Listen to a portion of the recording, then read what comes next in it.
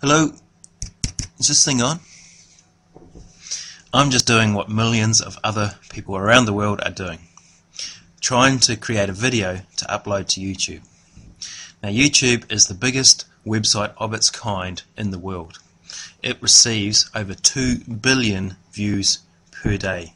That's like asking the countries of India and China to watch YouTube every day.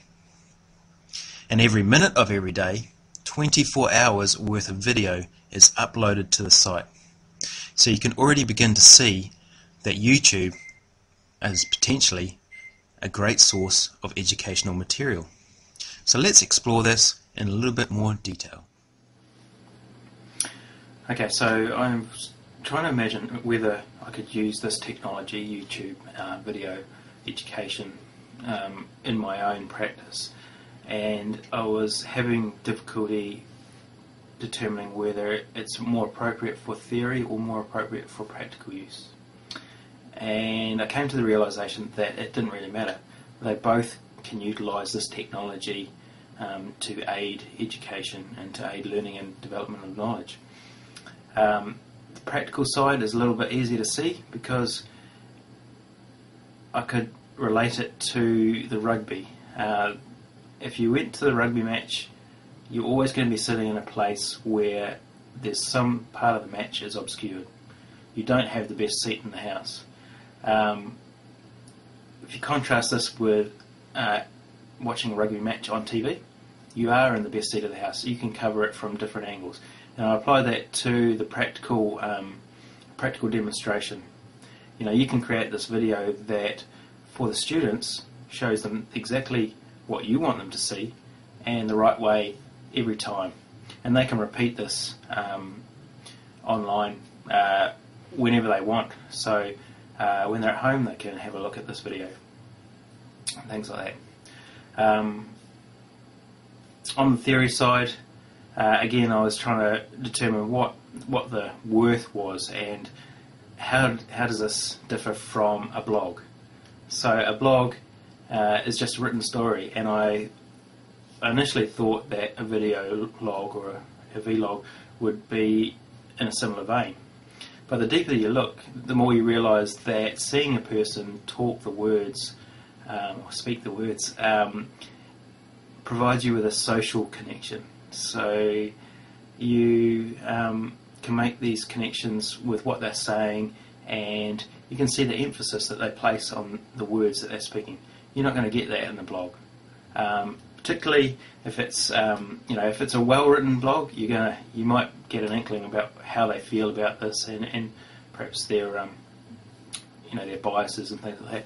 But the video presence is that social connection and social learning theory. Connecting people with people and providing that sort of authentic learning experience, and you perhaps wouldn't get that from a blog.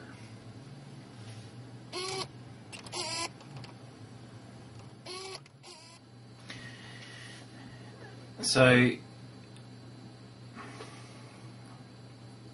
learning theories behind using YouTube and video products in general. There's a couple of theorists that I would like to explore. The first one is Vygotsky. Seems to be the old fallback for any educational needs.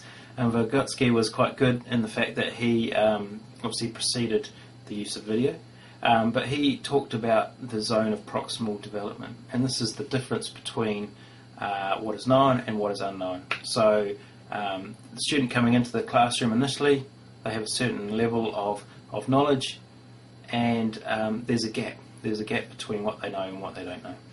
And YouTube is seen as a way of decreasing this gap.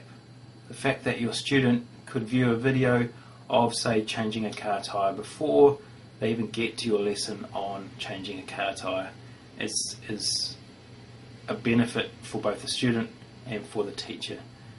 Your students come in ready to learn, already engaged in the topic.